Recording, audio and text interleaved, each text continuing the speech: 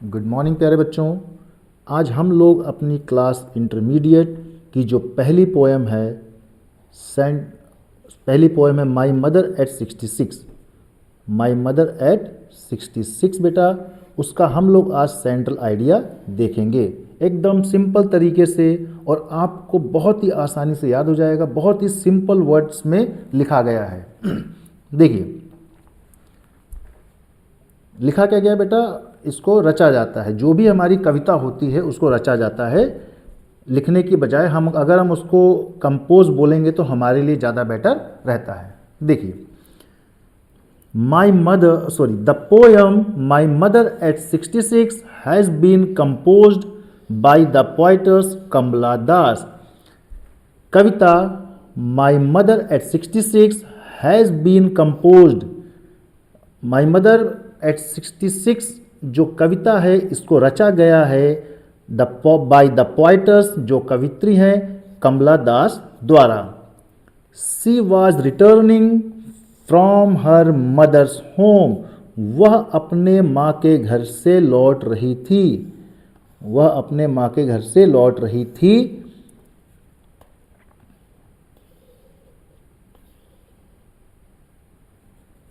देखिए अपने माँ घर से लौट रही थी।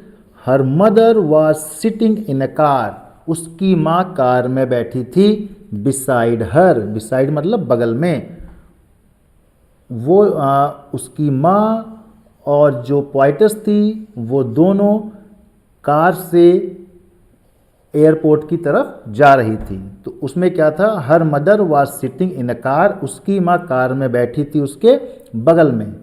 उसके बाद जो पोएट्स थी, सी नोटिस दैट, उसने नोटिस किया दैट हर मदर्स फेस, उसकी माँ का जो चेहरा था, ठीक, जब एपोस्ट्रोफे लगा के बनता तो उसका मतलब क्या होता है बेटा, उसकी माँ का जो चेहरा था was pale like a corpse, मतलब एक लाश की तरह। या तो आप बेटा यहाँ पे या तो कॉर्प्स लिखेंगे या तो सिर्फ डेड बॉडी ही लिखेंगे। तो जब उसने ध्यान दिया तो उसने देखा कि हर मदर्स फेस, उसकी माँ का जो चेहरा था वाज पेल, पीला था।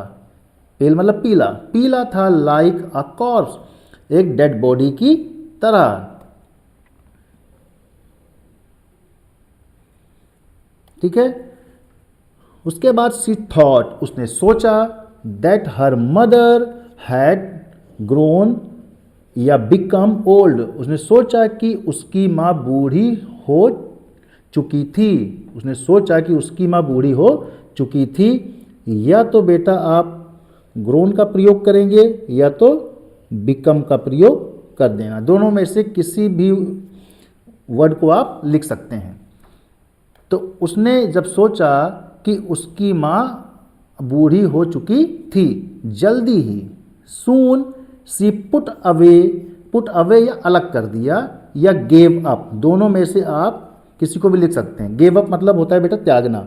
उसने अपने इन विचारों को, दीज थॉट्स, ये जो विचार उसके मन में आ रहे थे कि उसकी माँ जो बूढ़ी हो चुकी है, लाश की तरह उसका जो चेहरा पीला दिख रहा था, उसने इन विचारों को दूर किया।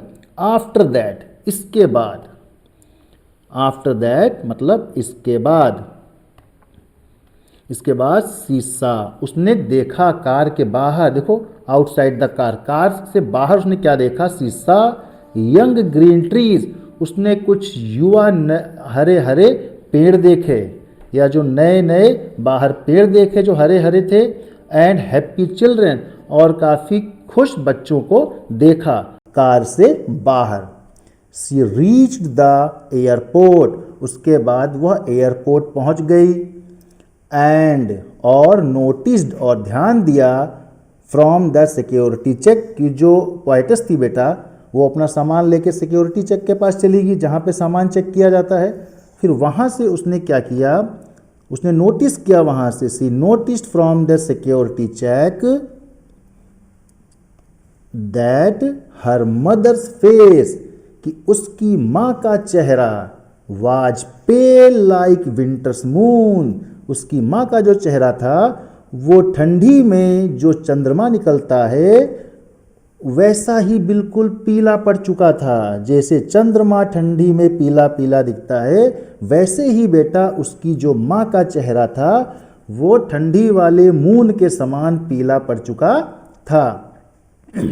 द चाइल्डहुड फियर, बचपन का भय, बचपन में जो भय होता है, ऑफ सेपरेटिंग, जुदा होने का, फ्रॉम हर मदर, अपनी माँ से। बचपन में कभी कभी जब पोएटस अलग होती थी उसको डर लगता था अलग होने पे, वैसा ही सेम भय उसको अभी वापस लौट आया है, रिटर्न। या तो हम रिटर्न लिखेंगे बेटा, या तो रिटर्न लिखेंगे, या तो कैम बैक लिखेंगे, दोनों में से एक ही वर्ड का हम लोग प्रयोग करेंगे। ठीक, तो देखिए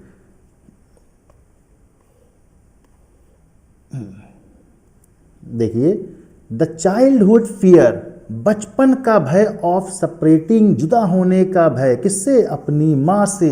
जैसे अगर मुझे लिखना हो नाचने का भय तो मैं लिखूंगा फियर ऑफ डांसिंग, लिखने का भय फियर ऑफ राइटिंग, कूदने का भय फियर ऑफ जंपिंग। तो वैसे ही बचपने का जो भय था, चाइल्डहुड फियर ऑफ सेपरेटिंग, जुदा होने का जो भय था, जैसे बचपन में जब वो जुदा होती थी कभी अपनी माँ से, तो वैसा ही डर उसको लगा, वैसा ही डर उसको दोबारा महसूस हुआ, या वही सेम डर वापस लौट आया अगेन।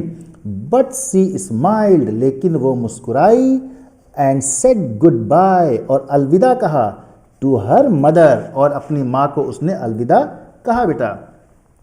तो इसी के साथ बेटा हम लोग अपना central idea my mother at 66 को यहीं पे समाप्त करते हैं, और मैं पूरी उम्मीद करता हूँ कि आपको काफ़ी अच्छी तरीके से ये कविता समझ में आई हो। इस कविता का जो सेंट्रल आइडिया है आपको अच्छे से समझ में आया होगा, और मैंने बहुत ही सिंपल वर्ड्स में इसको लिखने का प्रयास किया है, और मैं पूरी उम्मीद करता हूँ आपको समझ में आया होगा।